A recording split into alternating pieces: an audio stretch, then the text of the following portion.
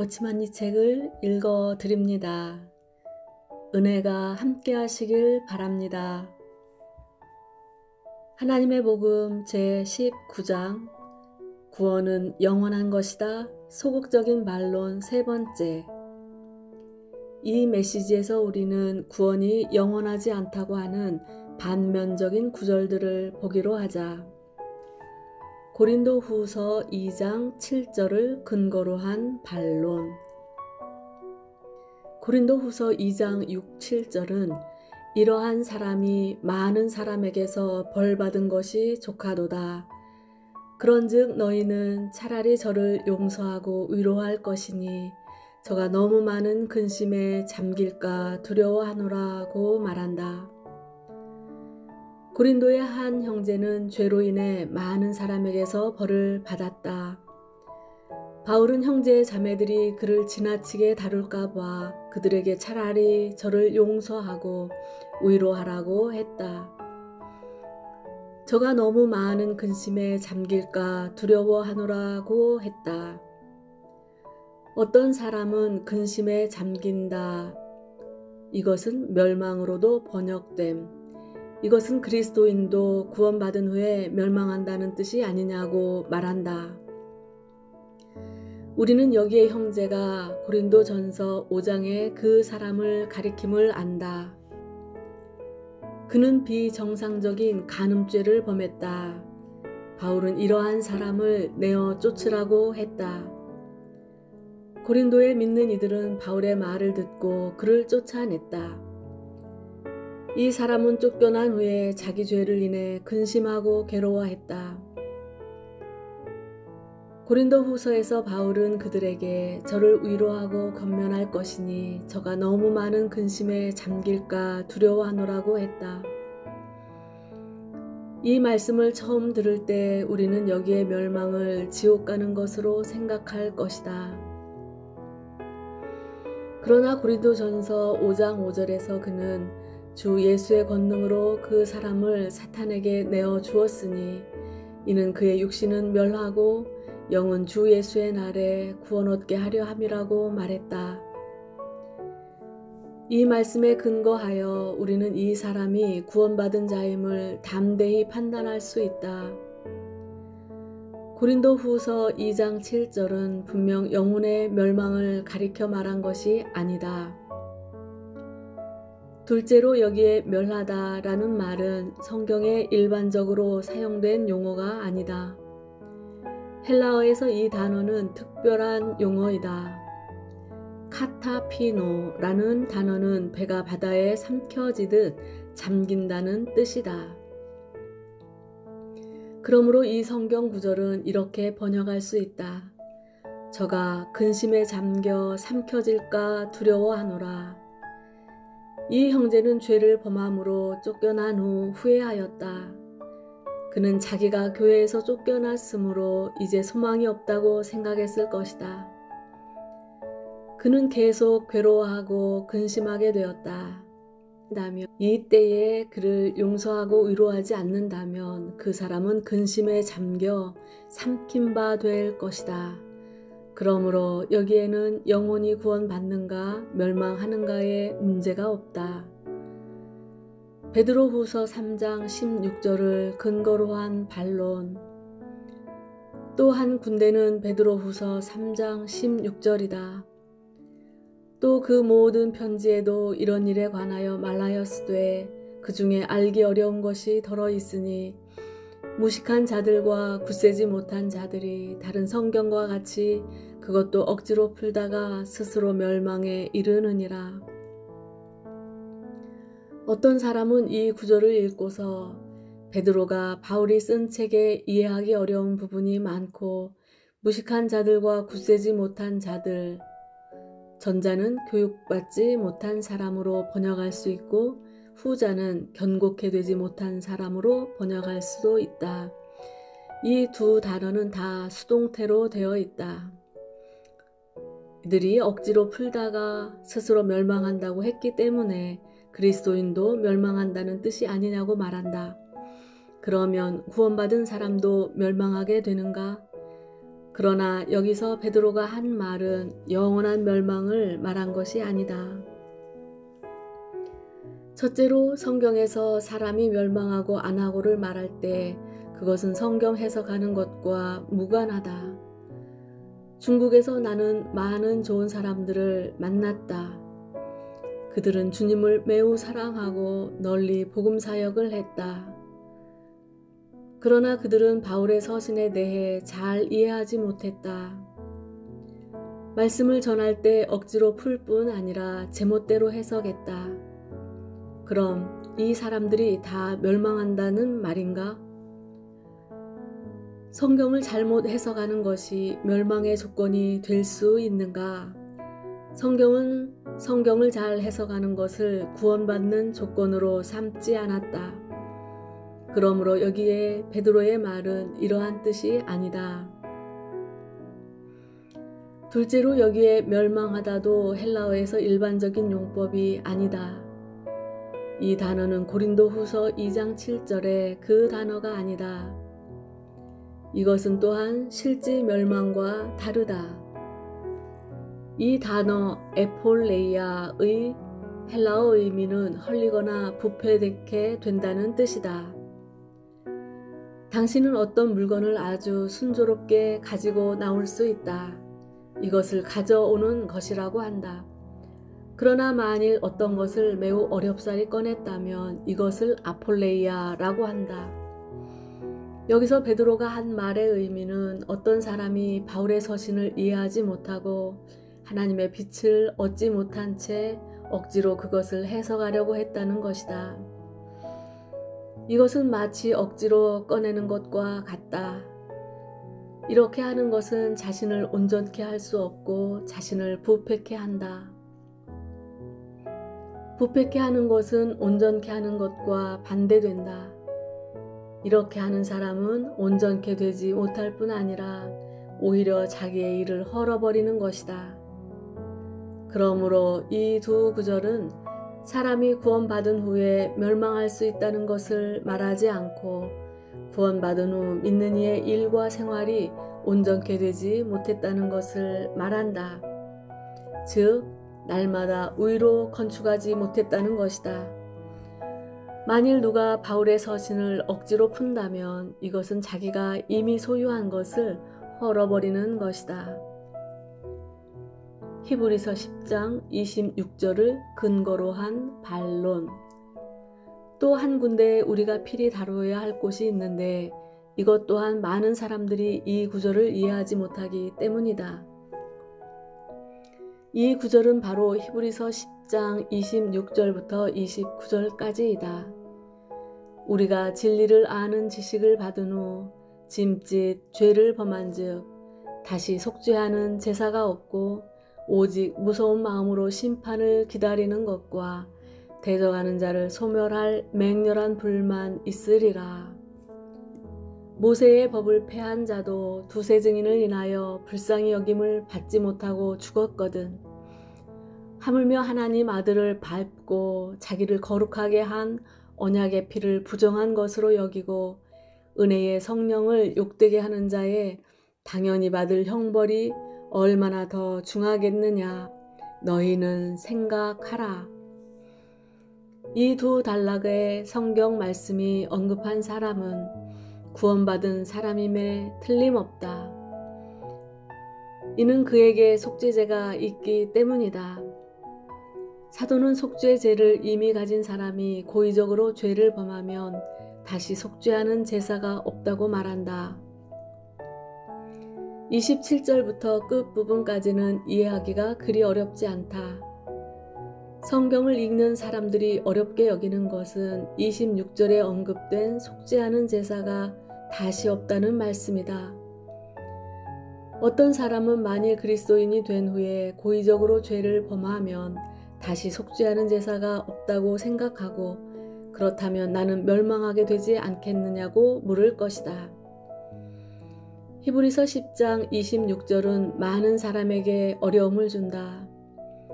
내가 갓 구원받았을 때에도 이 구절은 내게 큰 문제가 되었었다. 나는 1년 남짓 이 구절로 인해 내가 구원받지 않았다고 생각하고 있었다. 그러므로 여기서 우리는 히브리서 10장 26절이 무엇을 말하는지 시간을 들여 보기로 하자. 첫 번째로 말하고 싶은 것은 고의적이라는 것 단어이다. 도대체 고의적이란 무슨 뜻인가? 의도적인 것이 고의적인 것인가? 어쩌면 당신도 이렇게 답변할 것이다. 그러나 내가 당신에게 묻고 싶은 것은 고의적으로 죄를 범하지 않은 그리스도인이 얼마나 되는가? 당신이 매일 범한 죄 중에 의도적이지 않은 적이 몇 번이나 되는가? 많은 때 우리는 의도적으로 죄를 범한다. 무의식적으로 죄를 범하는 사람은 극소수이다. 사람은 다 고의적으로 죄를 범한다. 로마서 7장에서 바울은 내가 원하는 것을 하지 아니하고 도리어 원치 아니하는 것을 행한다고 말했다. 그러므로 바울도 우발적으로 죄를 범한 것이 아니라 틀린 것임을 알면서도 죄를 범한 것이다. 그러므로 로마서 7장에서 볼 때 바울이 범한 죄가 다 의도적인 것이었음이 분명하다. 만일 바울이 범한 죄가 모두 의도적인 것이었다면 히브리서 10장 26절에 따라 그에게는 다시 속죄하는 제사가 없게 된다. 그러므로 당신이 멸망한다면 당신은 지옥에 가서 바울도 만날 수 있을 것이다. 이는 그에게도 속죄하는 제사가 없기 때문이다. 그러므로 우리는 히브리서의 고의적이라는 단어는 어떤 의도가 있는가 없는가를 가리키는 것이 아님을 볼 수 있다.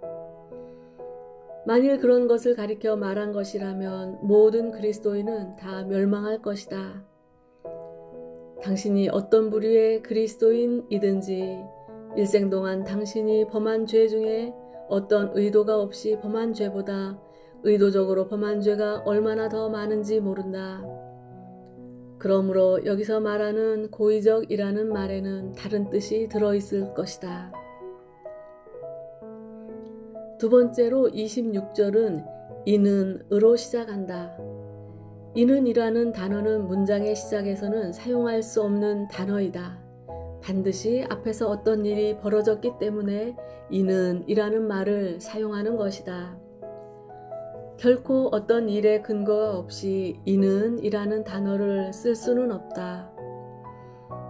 이 구절이 이는으로 시작되었다는 것은 앞 문장에 어떤 일이 있다는 것을 말해준다. 앞 문장인 25절은 무엇이라고 말하는가? 모이기를 패하는 어떤 사람들의 습관과 같이 하지 말고 오직 권하여 그날이 가까움을 볼수록 더욱 그리하자. 왜 우리가 자주 모임을 가져야 하는가? 왜 우리가 자주 서로 권면해야 하는가? 이는 우리가 참된 진리를 깨달은 후에 고의로 죄를 범하면 다시 속죄하는 제사가 없기 때문이다. 만일 당신이 이 부분을 자세히 읽지 않는다면 이 두 구절이 서로 연결되어 있다는 것을 느끼지 못할 것이다. 그러나 만일 당신이 이 두 구절을 자세히 읽어본다면 서로 연결되어 있고 의미심장하다는 것을 보게 될 것이다. 당신은 자주 모임을 갖는 것과 고의로 범죄하는 것이 서로 연결됨을 볼 것이다.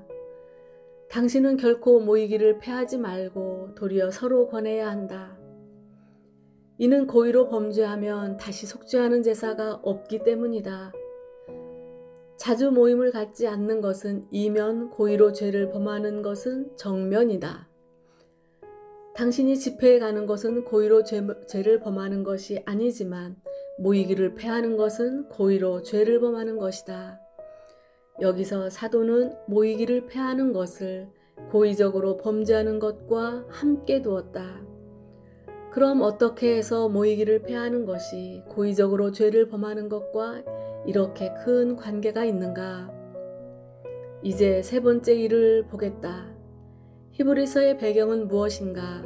히브리서의 수신인은 누구인가? 그들은 주 예수님을 믿는 유대인들이다.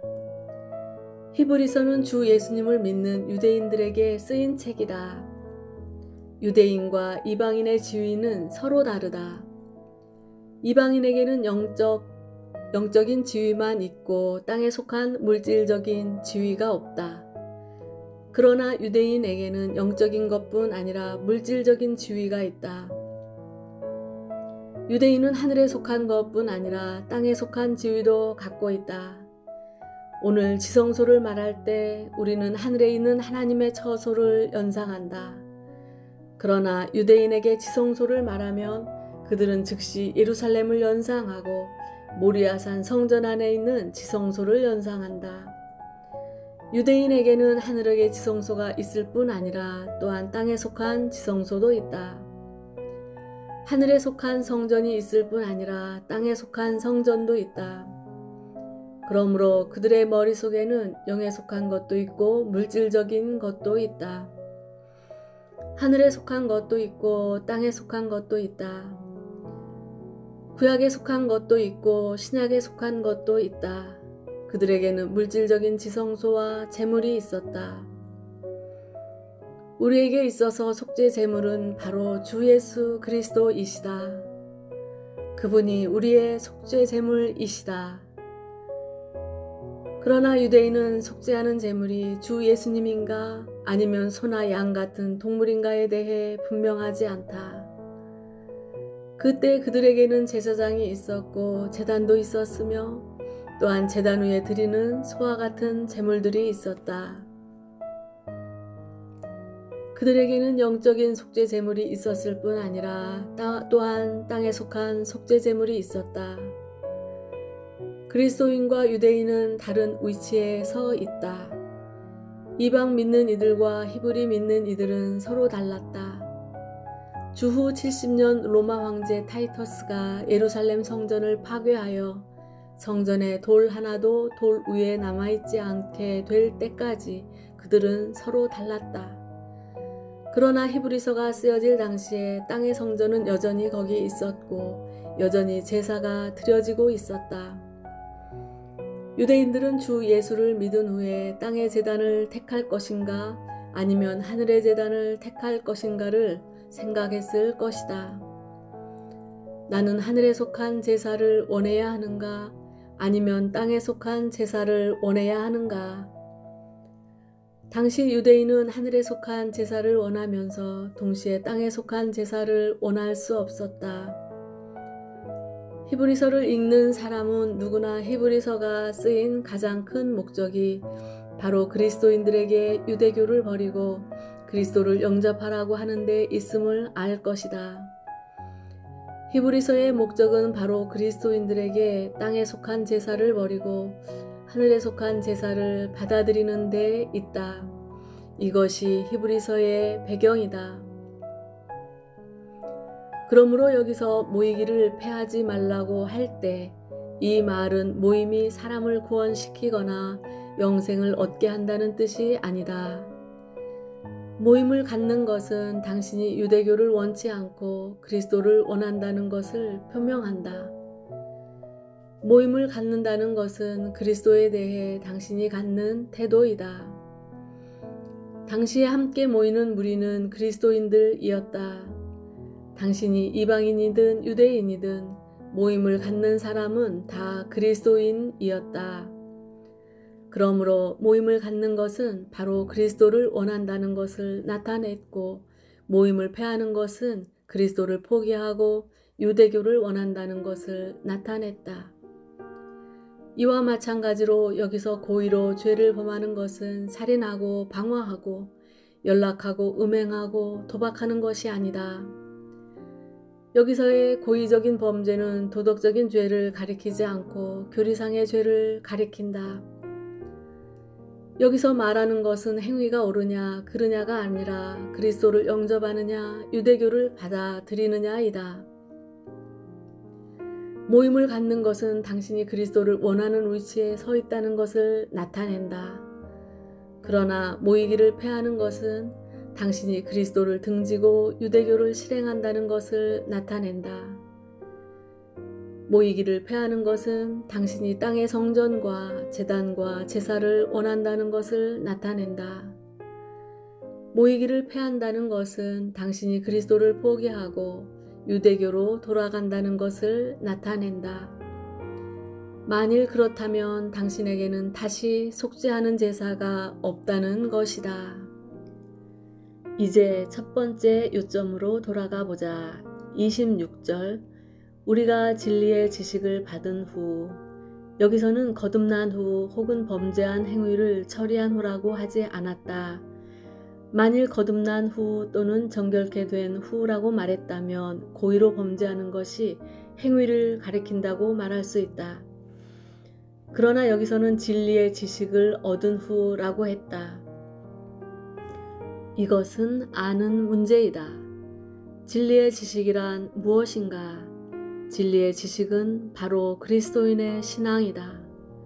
진리의 지식은 바로 하나님께서 그 아들을 이 땅에 보내사 그 아들로 속죄제가 되게 하셨다는 것이다. 진리의 지식은 바로 하나님의 아들이 우리를 위해 죽으시고 우리를 위해 부활하여 하나님의 모든 요구를 만족해 하셨다는 것이다. 이 모든 것은 하나님 편의 신앙과 관계에 있다. 그러므로 여기에 고의적인 범죄는 생명에 있어서 득죄한 죄를 가리키지 않고 진리의 지식에 있어서 범죄한 죄를 가리킨다. 이것은 행위상의 죄가 아닌 교리와 신앙상의 죄이다. 이것은 바로 진리의 지식을 안 후에 진리를 반대하고 신앙을 반대한 죄이다. 히브리 믿는 이들은 유대인으로서 유대교에 수년 동안 몸담아온 사람들이다. 이제 그리스도인이 되었는데 만일 다시 유대교로 돌아가고자 하고 두 가지를 다 가지려고 한다면, 즉 한면으로 유대교적인 위치에 서 있고 다른 한면으로 그리스도의 위치에 서 있다면 그들에게는 다시 속죄하는 제사가 없게 된다. 중국 사람은 과거에 우상을 숭배했었다. 북평의 천단이라는 곳은 과거에 황제가 제사를 드리는 곳이다. 사람들은 소를 잡아 하늘 위의 가장 높은 신에게 제사 지냈다. 땅 위의 황제는 하늘의 가장 높은 신에게 제사하여 백성의 죄를 속량하였다. 만일 그 황제가 주 예수를 믿었다면 그가 다시 천단에 가서 제사할 수 있겠는가? 주 예수님을 속죄 제물로 얻은 후에는 다시 천단에 가서 제사할 수 없을 것이다. 당신은 천단에 가는 것과 주 예수를 믿는 것 중 하나를 택해야 한다. 이것이 바로 여기서 말하는 고의적으로 범죄한다는 것의 의미이다. 이것은 행위상의 죄가 아니다. 26절은 다시 속죄하는 제사가 없고 라고 말한다. 다시라는 단어는 두 번을 뜻한다. 다시라는 단어를 들을 때마다 당신은 과거에 그런 일이 있었다는 것을 인식해야 한다. 어떤 사람은 하나님의 말씀을 오해하여 다시 속죄하는 제사가 없다고 할 때 멸망하는 것으로 생각한다. 이것은 절대로 하나님의 사상이 아니다. 이제 7장 27절 하반절을 보자. 이는 저가 단번에 자기를 들여 이루셨음이니라. 이 말씀은 하나님 앞에서 주 예수님이 단번에 자신을 속죄제물로 드려 역사를 온전히 이루셨다는 것이다. 여기서 단번에 라는 단어를 주의하라. 9장 12절 하반절을 보자. 영원한 속죄를 이루사 단번에 성소에 들어가셨느니라. 이 말씀도 주 예수님께서 영단번에 속죄의 일을 이루셨다는 것을 우리에게 알려준다. 여기서도 단번에 라는 단어를 주의하라. 또 25절부터 28절까지를 보자. 대제사장이 해마다 다른 것의 피로써 성소에 들어가는 것 같이 자주 자기를 드리려고 아니하실지니, 그리하면 그가 세상을 창조할 때부터 자주 고난을 받았어야 할 것이로되 이제 자기를 단번에 제사로 드려 죄를 없게 하시려고 세상 끝에 나타나셨느니라. 한 번 죽는 것은 사람에게 정하신 것이요 그 후에는 심판이 있으리니 이와 같이 그리스도도 많은 사람의 죄를 담당하시려고 단번에 들이신 바 되셨고. 여기에 2번 자주라는 단어가 나오고 또 2번 단번에라는 단어가 나온다. 이 구절들은 그리스도께서 자주가 아니라 단번에 하나님 앞에서 자기를 드려 속죄를 이루어 구속 사업을 성취하셨다는 것을 말한다. 여기에 자주라는 말과 단번에라는 말을 주의하라. 또 10장 10절을 읽자. 이 뜻을 조차 예수 그리스도의 몸을 단번에 들이심으로 말미암아 우리가 거룩함을 얻었노라. 12절. 오직 그리스도는 죄를 위하여 한 영원한 제사를 드리시고 하나님 우편에 앉으사. 14절. 저가 한 제물로 거룩하게 된 자들을 영원히 온전케 하셨느니라. 땅에 있는 제사장은 자주 여러 번 하나님께 제사를 드려야 하나 그리스도는 단번에 드리심으로 우리를 거룩하게 하셨다. 그분은 단번에 영원한 속죄제를 드리시고 하나님 우편에 앉아 계신다. 이는 다시 드릴 필요가 없기 때문이다. 그분은 한 번 제사를 드림으로 우리를 영원히 온전케 하셨다. 그분이 모든 역사를 다 이루셨기 때문에 이제 아무런 문제도 없다. 이 많은 구절들을 읽고 나서 당신은 다시 속죄하는 제사가 없다는 의미를 깨달을 것이다. 7장으로부터 시작하여 8장을 거쳐 9장, 10장에 이르기까지 예수께서 단번에 속죄의 역사를 이루셨고 영원히 속죄의 역사를 이루셨다는 것을 말한다. 만일 당신이 그리스도를 거절한다면 당신에게는 다시 속죄하는 제사가 없다. 그리스도는 단번에 당신을 위하여 속죄 제물이 되셨다. 만일 당신이 속죄 역사를 거절하고 유대교로 돌아간다면 당신은 다시는 속죄하는 제사를 찾을 수 없게 된다. 그러므로 여기서 다루는 것은 구원과 멸망의 문제가 아니다.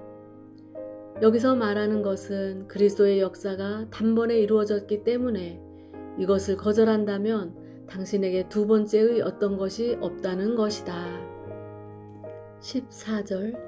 저가 한 제물로 거룩하게 된 자들을 영원히 온전케 하셨느니라. 땅에 있는 제사장은 자주 여러 번 하나님께 제사를 드려야 하나 그리스도는 단번에 드리심으로 우리를 거룩하게 하셨다. 그분은 단번에 영원한 속죄제를 드리시고 하나님 우편에 앉아 계신다. 이는 다시 드릴 필요가 없기 때문이다. 그분은 한 번 제사를 드림으로 우리를 영원히 온전케 하셨다. 그분이 모든 역사를 다 이루셨기 때문에 이제 아무런 문제도 없다. 이 많은 구절들을 읽고 나서 당신은 다시 속죄하는 제사가 없다는 의미를 깨달을 것이다. 7장으로부터 시작하여 8장을 거쳐 9장, 10장에 이르기까지 예수께서 단번에 속죄의 역사를 이루셨고 영원히 속죄의 역사를 이루셨다는 것을 말한다. 만일 당신이 그리스도를 거절한다면 당신에게는 다시 속죄하는 제사가 없다. 그리스도는 단번에 당신을 위하여 속죄 제물이 되셨다. 만일 당신이 속죄 역사를 거절하고 유대교로 돌아간다면 당신은 다시는 속죄하는 제사를 찾을 수 없게 된다. 그러므로 여기서 다루는 것은 구원과 멸망의 문제가 아니다. 여기서 말하는 것은 그리스도의 역사가 단번에 이루어졌기 때문에 이것을 거절한다면 당신에게 2번째의 어떤 것이 없다는 것이다. 다시라는 단어를 주의한다면 당신은 다시가 무엇과 연관되어 있는지 볼 것이다. 앞의 장들에서는 단번에 라고 말했고 뒤에서는 다시 없다고 말했다. 이것은 마치 내가 8장에서 여기에 연필 하나가 있다고 말하고 9장에서는 여기에 연필이 하나밖에 없다고 말하며 10장에서는 여기에 연필이 하나밖에 없다고 말하고 나서 뒤에 이것을 설명하면서 만일 이 연필을 버리면 다른 것으로 바꾸려 해도 더 이상 없다고 말하는 것과 같다. 만일 당신이 이 연필을 가지려면 받아가야 한다. 그러나 만일 당신이 원치 않는다면 더 이상 연필이 없다. 그러므로 이 부분은 주님을 영접한 후에 고의로 죄를 범하면 다시 죄사함을 얻을 수 없다는 뜻이 아니다. 이것은 죄를 범하는 문제가 아니라 교리적인 문제요, 그리스도의 신앙에 관한 문제이다. 만일 당신이 그리스도의 신앙을 버리고 따로 구주를 찾는다면, 따로 속죄하는 제사를 찾는다면 다시는 없다는 말이다. 당시의 히브리 믿는 이들 중에 우리가 그리스도의 신앙을 떠나도 다시 성전에 갈 수 있고 제단에 갈 수 있고 우리를 위해 소와 양을 드려달라고 제사장에게 부탁할 수 있다면 이것이 곧 속죄하는 제사가 아니겠냐고 생각하는 사람들이 있었다. 당시 유대인 가운데에는 아직 제사장과 제단이 있었기 때문에 그들이 그리스도를 믿는 것과 우리가 그리스도를 믿는 것 사이에는 차이가 있다. 그들은 믿어도 좋고 안 믿어도 좋다고 생각했다. 그리스도를 믿지 않으면 우상을 숭배하는 우리와는 달랐다. 우리는 하나님을 원할 때에는 하나님을 택하지만 하나님을 원치 않을 때에는 세상을 택한다. 우리에게는 우리가 갈 세 번째 길이 없다. 그러나 유대인은 그렇지 않았다. 그들은 그리스도 없이도 구원받을 수 있고 그리스도 없이도 속죄할 수 있다고 생각했다. 이는 그들에게 제사를 드려줄 제사장이 있었기 때문이다. 돈이 많으면 소를 사고 적으면 양을 살 수 있었다. 여기서 사도는 그들에게 그리스도께서 이미 단번에 들이심으로 하나님 앞에서 영원히 속죄의 일을 이루셨다고 말한다. 하나님은 이미 구약을 폐하셨고 구약의 제사를 폐하셨다. 그리스도께서 오시기 전에는 소와 양이 우리 죄를 속량할 수 있었다. 그러나 그리스도께서 오신 후에는 소와 양의 제사가 우리 죄를 속량할 수 없게 되었고 이것은 폐해졌다. 이것이 히브리서 7장과 10장이 말한 내용이다. 하나님은 그 아들을 제물로 삼으셨을 뿐 아니라 또한 소와 양의 제사를 폐하셨다. 10장 앞부분에서는 황소와 염소를 하나님이 기뻐하지 않으시고 번제함과 속죄제도 그분이 기뻐하지 않으시므로 하나님께서 그 아들을 예비하셨다고 말한다. 소와 양은 죄를 속량하지 못하고 오직 그의 아들만이 죄를 속량하실 수 있다. 구약의 소와 양의 제사는 예표와 대표로서 제물이신 하나님의 아들을 가리킨다. 하나님은 이제 구약은 지나갔고 예표도 지나갔으며 실제가 이미 왔다고 말씀하신다. 만일 당신이 하나님의 아들을 거절하고 실제를 거절한다면 예표만 소유하게 되기 때문에 그것은 아무것도 아니다. 하나님은 속죄제는 오직 하나이므로 그분을 거절하면 다시 속죄하는 제사가 없다고 말씀하신다. 히브리서 10장 26절은 만일 당신이 그리스도 외에 따로 구주를 찾는다면 더 이상 구주가 없다는 것을 알려준다. 그러므로 이 단락의 말씀은 주 예수를 믿고서 고의로 죄를 범하면 멸망한다는 것을 말하는 것이 아니다. 이러한 학설은 앞뒤 문구와 일치하지 않고 히브리서 전권과도 일치하지 않는다. 이 부분은 교리적인 것을 말해주는 것으로 예수 외에는 천하 인간 가운데 구원받을 만한 다른 이름을 주시지 않았다는 것을 우리에게 보여준다. 이 부분은 그리스도인이 죄를 범하면 지옥에 간다는 것을 말하지 않는다. 또 27절을 읽기로 하자. 오직 무서운 마음으로 심판을 기다리는 것과 대적하는 자를 소멸할 맹렬한 불만 있으리라. 당신이 진리의 지식을 얻고 예수 그리스도께서 하나님이 세우신 속죄의 제물임을 안 후에 만일 모이기를 패하고 그리스도를 버리며 다시 유대교로 돌아가 속죄하는 제사를 찾는다면 다시 속죄하는 제사가 없다는 것이다. 당신에게는 오직 무서운 마음으로 심판을 기다리는 것과 대적하는 자를 소멸할 맹렬한 불만 있게 된다. 구원받기 전에 당신은 소와 양을 의지하여 속죄할 수 있었다. 그러나 주 예수님이 유일하신 구주라는 것을 안 이상 당신은 다시 소와 양을 의지할 수 없을 것이다. 만일 당신이 주 예수님을 버린다면 당신에게는 무서운 마음으로 심판을 기다리는 것과 대적하는 자를 소멸할 맹렬한 불만 있게 된다. 당신에게는 주 예수님을 구주로 영접하는 길밖에 없다.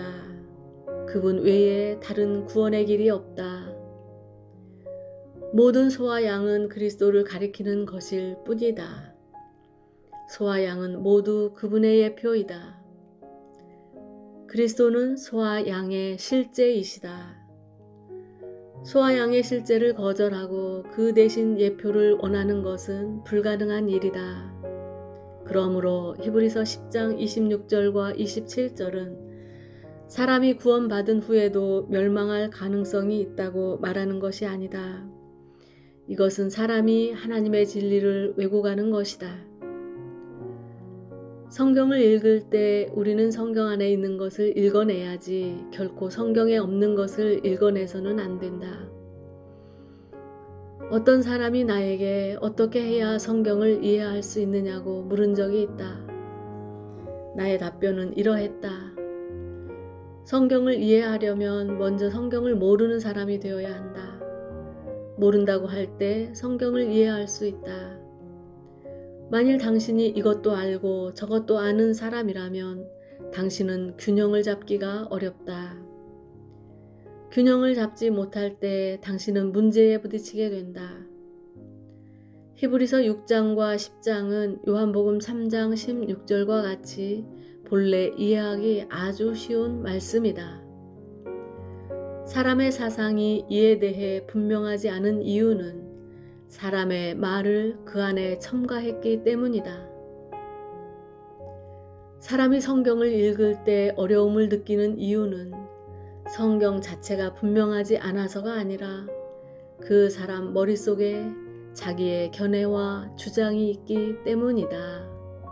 아멘.